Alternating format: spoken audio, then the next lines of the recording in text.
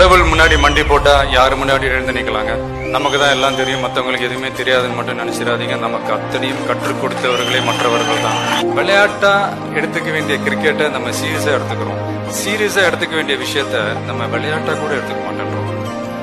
அதான் இங்க நடந்துட்டு இருக்கு. அடுத்த நிமிஷம் நிச்சயம் இல்லாத வாழ்க்கை. முடிஞ்ச வரைக்கும் எல்லாரையும் சந்தோஷப்படுத்துறதுக்காக வாழ்ந்தா இந்த வாழ்க்கை அர்த்தமுள்ளதா இருக்கும்.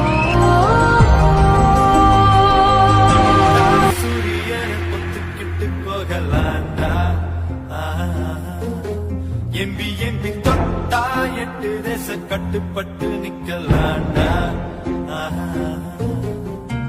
அடிச்சா வச்ச குறி சிக்கணுமையோ, குடிச்சா சமுத்திரம் மட்டணுமையோ, நினைச்சது நடக்கும்.